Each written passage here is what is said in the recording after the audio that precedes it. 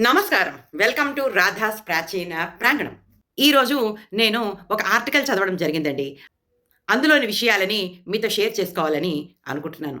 ఆ ఆర్టికలు ఆది శంకరాచార్యుల వారు రచించినటువంటి 'వివేక చూడమణి' అనే దానిలోని ఒక చిన్న సారాంశం. అది ఏంటో ఇప్పుడు తెలుసుకుందాం. మనవాళ్ళే కాదు, మన శరీరంలోని అవయవాలు కూడా మనల్ని ఒక్కొక్కసారి మోసం చేస్తూ ఉంటాయండి.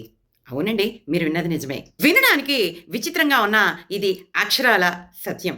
ఈ విషయాన్ని 7వ శతాబ్దానికి చెందిన ఆది శంకరాచార్యుల వారు 'వివేక చూడమణి' అనే గ్రంథంలో వివరించారు. ఇందులో ఆయన జంతువులు, క్రిములు, కీటకాలు కూడా వాటి శరీర అవయవాల వల్ల ఎలా మోసపోతున్నాయో ఉదాహరణగా మనకి వివరించారండి. ఈ సత్యం మన జీవితాలకి ఒక గుణపాఠాన్ని నేర్పిస్తుంది. చేప నాలుక వల్ల మోసం పోతుంది.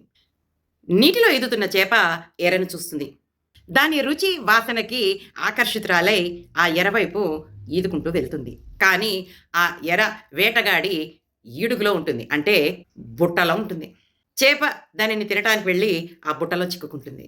ఇక్కడ చేపని తన నాలుకే మోసం చేసింది. రుచి కోసం అది ప్రాణాన్ని కోల్పోయింది. మిడత కళ్ళ వల్ల మోసం పోతుంది. ఈ మిడతలు సాధారణంగా కాంతి వైపు ఆకర్షితులవుతాయి. అదేవిధంగా అగ్నిని చూసి కాంతి అని ఆకర్షితులయ్యి ఆ అగ్నిలో పడి కాలిపోతాయి.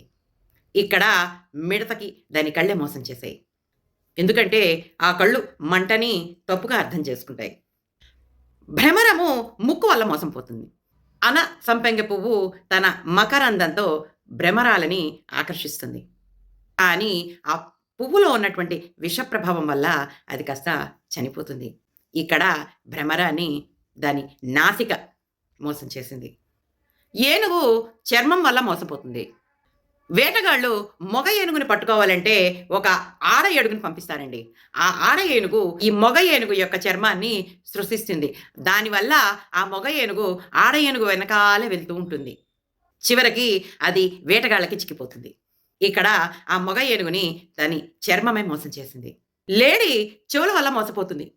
ఈ లేడులని పట్టుకోవాలంటే వేటగాళ్ళు ఫ్లూట్‌ని వాయిస్తారటండి. వేణుధ్వని విని లేడి పిల్లలు ఆ వేణువు వైపు ఆకర్షితులవుతాయట. చివరికి ఆ రకంగా వేటగాడి చేతికి చిక్కిపోతాయి. ఇక్కడ లేళ్ళని చెవులే మోసం చేశాయి. ప్రకృతిలో ఉన్న జంతువులు ఒక్కొక్క ఇంద్రియంతోటే మోసపోతూ ఉన్నాయి. కానీ మనిషికి పంచేంద్రియాలు ఉన్నాయి. అంటే మనకి మోసపోవటానికి అవకాశాలు చాలా ఎక్కువ.